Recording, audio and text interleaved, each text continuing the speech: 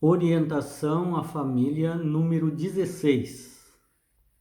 Solução dada pela Bíblia para a ansiedade. Um remédio, verdadeiro remédio. A Escritura está repleta de versos que contêm palavras como amedrontado, ansiedade, angustiado, inquietação, assustado, aterrorizado. A Bíblia contém essas informações e elas são usadas para se referir a pessoas ansiosas ou temerosas e para apresentar as promessas de Deus aos que estão vivendo esses sentimentos. A mensagem "não tema" ocorre ao longo das Escrituras com força e persistência, porque o medo e a ansiedade fazem parte da existência humana, desde a entrada do pecado na terra. A preocupação com o que pode acontecer é uma das emoções mais perigosas para a saúde mental e física. Porém, pelo mesmo poder divino, com a confiança em Deus e o contentamento, podemos ficar livres do medo e da ansiedade. Vamos começar a estudar esse tema complexo. A primeira experiência temível no planeta Terra. Gênesis 3, de 6 a 10. Adão e Eva desobedeceram e ficaram com medo de Deus e se esconderam de Deus. É difícil imaginar o primeiro momento de Adão e Eva com medo, porque nenhum de nós consegue se lembrar da primeira vez que sentiu medo. Os psicólogos confirmam que os bebês e as crianças pequenas enfrentam medos definidos. Por exemplo, passar fome. O bebê tem medo de passar fome. Ele tem medo de ruídos, barulhos fortes. As crianças em crescimento e os adolescentes sofrem com o medo de animais, de ambiente escuro, de ficar sozinhos, de situações relacionadas à escola, da separação dos pais, de não crescer ou de ser rejeitado pelos colegas. Os adultos também estão sujeitos a medos como de não encontrar o cônjuge certo, de não encontrar um bom emprego, de perder o emprego quando tem, de não conseguir pagar as contas, com a falta de segurança e violência que existe, de contrair uma doença crônica, uma doença fatal e muitas outras enfermidades e doenças e preocupações. A Bíblia deixa várias promessas contra o temor e a ansiedade. No Salmo 23, 4, diz assim: ainda que eu ande pelo vale da sombra e da morte, não temerei mal nenhum, porque tu estás comigo. Sabe que Deus está com ele. Provérbios 1:33. O que der ouvidos a Deus habitará seguro, sem temor. Ageu 2:5. Não temas, meu espírito habitará no meio de vós. 1 Pedro 3,14. Não fiquem amedrontados por sofrer por minha causa. 1 João 4, 18 e 19. No amor, não existe medo. O medo produz tormento. Aquele que tem medo precisa ser aperfeiçoado no amor. O medo e a ansiedade são frequentes. O excesso de medo e ansiedade são destrutivos e dolorosos. Os sintomas comuns da ansiedade incluem apreensão, preocupação, esses são sintomas, né? Insônia, instabilidade, tensão, dor de cabeça, fadiga, tontura, palpitações, falta de ar, suor, dificuldade de concentração e hipervigilância. A ansiedade também pode produzir ataques de pânico, mas nosso Deus está interessado em nos libertar dessas experiências indesejáveis e nos convida a confiar nele. Ele estará conosco, ele está conosco. O Espírito de Deus está no meio de nós. Não temerei porque tu estás comigo. Mas a afirmação, não tenhas medo. Vamos ver aqui qual era o problema para Deus dizer para não ter medo.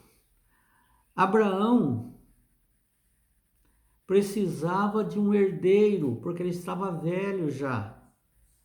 Para quem ele iria deixar a sua fortuna, mas a preocupação não era só isso.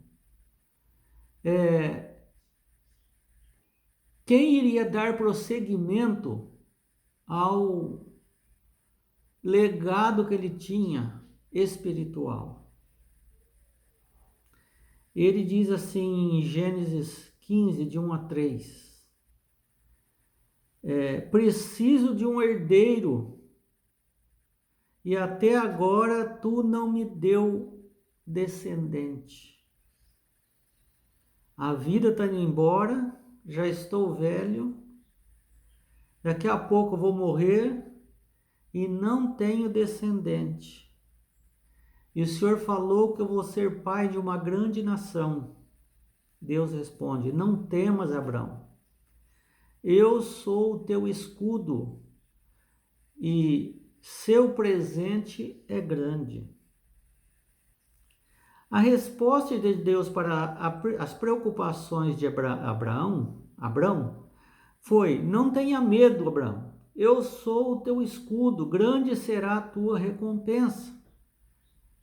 Deus sabe que a liberdade da ansiedade é uma de nossas maiores necessidades e quer que estejamos contentes hoje e confiemos sobre o amanhã. O que Deus quer? Viva contente hoje do jeito que você está, com o que você tem. Faça tudo o que você precisa fazer de certo. E o que não for possível ao ser humano, é impossível para o ser humano fazer, esse é Deus que vai fazer, do jeito dele e no tempo dele. Quais foram as circunstâncias nas quais a mensagem tranquilizadora do Senhor, não tenha medo, foi aplicada? Josué agora seria sucessor de Moisés. Moisés tinha morrido. E Deus fala, Josué, você vai ficar no lugar de Moisés. Moisés é um grande homem de Deus, famosíssimo, com habilidades sem precedentes. Como alguém poderia substituir Moisés?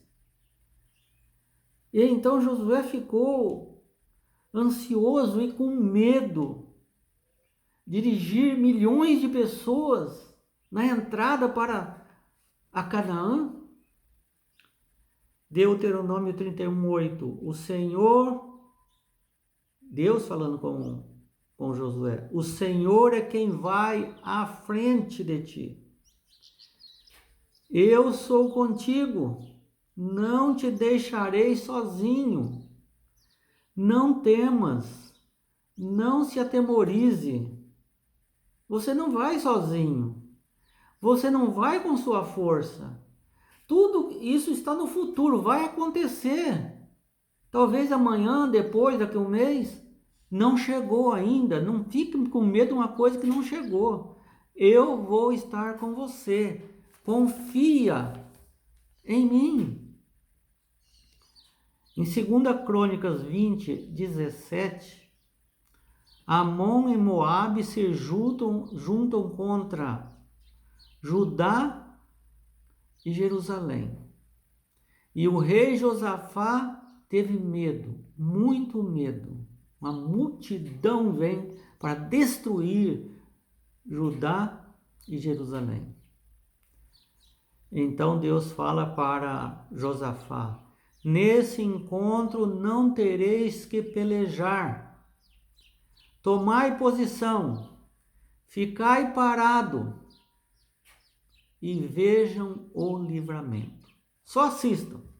Tem problemas, irmãos, que nós não temos o que fazer. Nós precisamos confiar e assistir o que Deus vai fazer. Preste atenção que Deus vai agir. E Ele vai fazer o que nós não temos condição de fazer. Lucas 21:9. No fim dos tempos, e muitos ficaram com medo com o final dos tempos. Mas Jesus diz: quando ouvirdes falar de guerras e rumores de guerras, não vos assusteis. Não fiquem assustados. Ainda não é o fim. Continue fazendo as coisas. Não é o fim ainda.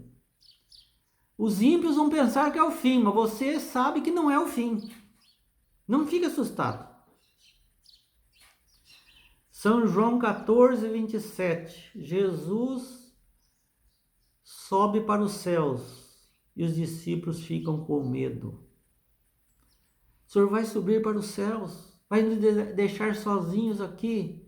E agora o que vai ser de nós? Jesus então diz: não fiquem tristes, não tenham medo. Eu estou deixando com vocês a minha paz. Ou seja, forças. Eu estou deixando a minha presença. Jesus é a paz. Eu estarei contigo. É isso que ele estava dizendo. A ansiedade se manifesta pela angústia sobre as incertezas. Estas podem estar em um futuro próximo ou distante e podem nem mesmo acontecer, mas nós já ficamos ansiosos. Por enquanto, elas existem apenas na nossa mente. Isso vai acontecer, aquele exame que eu tenho que fazer lá da saúde, vai dar isso aí, e depois o que eu vou fazer? Eu vou morrer. Nem saiu o exame ainda. Nem saiu o exame.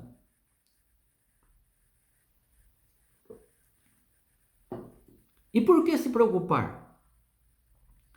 Entretanto, os sintomas da ansiedade são muito reais, emocional e fisicamente, e podem ser dolorosos. Não surpreende que o Senhor deseja nos libertar deles. A maioria da ansiedade é de coisas que ainda nem aconteceu, talvez nem aconteça. E se acontecer, tem coisas que você vai poder fazer, tem coisas que você não vai poder fazer. Independe de você. Como você pode utilizar a garantia de Deus não tenha medo em qualquer situação que você se encontre? Não importa o que esteja enfrentando, Deus é mais forte e Deus é maior. E que Ele te ama com amor maior do que os seus medos. A confiança contra a ansiedade é fundamental.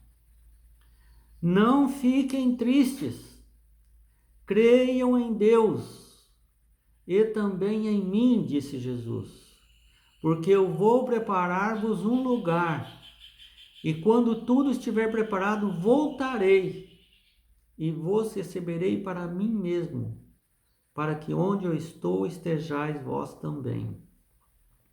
São João 14, de 1 a 2. Jesus chama a atenção dos discípulos para o reino que eles está preparando. Não importa o que aconteça conosco aqui, não importa quão mal as coisas estejam. É isso que nos aguarda. Jesus, a volta de Jesus. Portanto, confiemos no Senhor e em suas promessas. Foi isso que Jesus lhes disse naquela ocasião aos discípulos. E nos diz agora. Quando a ansiedade vem, podemos usar de algumas estratégias. Procurar a autoconfiança e a autoestima. Aprender a administrar os pensamentos. Aprender técnicas de relaxamento e respiração. Embora essas estratégias tragam um nível de sucesso relativamente alto, são complexas, são incompletas, melhor dizendo, porque a confiança em nós mesmos é apenas um pequeno passo e precisamos ter cuidado com essa questão de ter confiança em nós mesmos, porque alguns extrapolam e não buscam a Deus porque adquirem uma confiança muito alta em si mesmo. Precisamos, por fim, aprender a confiar em Deus. Em Salmo 118, 8 e 9, o salmista compara a confiança em Deus com a confiança no ser humano. E diz: melhor é buscar ajuda no Senhor do que confiar no homem. Em Mateus 18, 3, Jesus diz: se não converterdes, tornando como crianças, não entrareis no reino de Deus. A primeira tarefa dos bebês é desenvolver confiança em sua mãe ou em seu cuidador. Feito isso, os pequeninos se sentirão contentes e confiantes no mundo e no futuro que os aguarda. Fica muito mais fácil se desenvolver com confiança e com alegria, né? Jesus nos pediu para nos relacionarmos com Ele como uma criança com a sua mãe, permitindo-nos ser acalmados e confortados por seu terno cuidado. Porém, temos que fazer uma escolha consciente para fazer exatamente isso. Permitir ser acalmado. Permitir, deixar Deus te acalmar. Dedique alguns minutos para se lembrar das vezes em que Deus respondeu às suas orações e que fez grandes livramentos na sua vida. Isso pode ajudar a fortalecer a confiança no Pai Celestial hoje, para quaisquer situações difíceis que você esteja enfrentando. Se Ele já me livrou, se Ele fez livramento, se Ele já esteve provando que está comigo, por que não fará novamente hoje, que eu estou em situação difícil de novo? Mateus 6, 25 a 33, Jesus diz: não andeis ansiosos por coisa alguma, o que comer, o que beber, o que vestir. Afinal, vós valeis mais do que pássaros e flores, que Deus cuida com todo amor. Considere 4 itens. Façam verifique, pense que uma agenda frenética pode fazer você perder de vista o que é realmente importante. É a correria. Você vai assumindo compromissos e quer resolver isso, quer resolver aquilo, quer resolver aquilo. Aí você perde a noção do que é mais importante. Dá ansiedade, dá medo. Segundo, se Deus tem poder e a disposição de cuidar das aves e das flores, não proverá alimento e roupas para os seus filhos? Afinal, Ele é nosso Pai. Terceiro, examinar os problemas a fim de encontrar possíveis soluções. O problema vem, não sai já no pânico. Examine com calma o problema, junto com Deus. Mas preocupar-se simplesmente por preocupar não resolve a questão. Eu estou preocupado porque eu tenho um problema aqui. Você já analisou? Você já viu friamente com isso aí? Com Deus? Vê o que você pode fazer e que não dá para fazer. Agora, o problema existe mesmo ou você ainda está fabricando esse problema? Está no futuro, você nem sabe se vai ser um problema ainda. Quarto, endireite suas prioridades. Você pode ser pega pelo turbilhão do materialismo ou de outras coisas que distraem do que realmente importa na vida. Você está tão preocupado, que vestido que eu vou colocar? Eu vou num casamento, eu não tenho dinheiro para pôr presente e tal, e fica em angústia, e fica em briga com outro, e fica nervoso, nervosa. Calma. Não fique angustiada pelo turbilhão do materialismo. Coisas supérfluas. Se não tem o que vestir, vai o que você quer. Se não quer vestir, fala que você não vai. Pronto, está resolvido o problema. Considere tudo o que a deixa preocupado, e então se ajoelhe e ore pedindo a Deus que cuide de todas as suas preocupações. Faça o possível para resolver aquilo que está ao seu alcance. E então peça ao Senhor para ajudá-lo a aprender a confiar nele para o que não está ao seu alcance.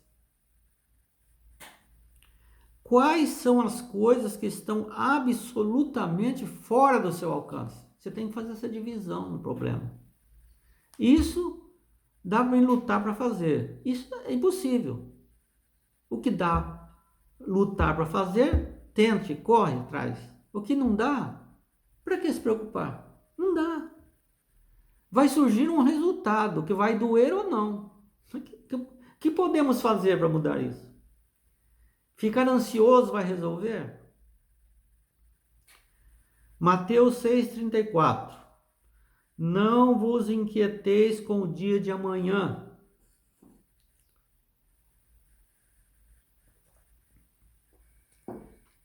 pois o amanhã trará os seus cuidados, basta ao dia de hoje o seu mal. Jesus não está nos pedindo para ignorar o planejamento ou para sermos imprudentes, mas que não nos preocupemos com o que pode acontecer.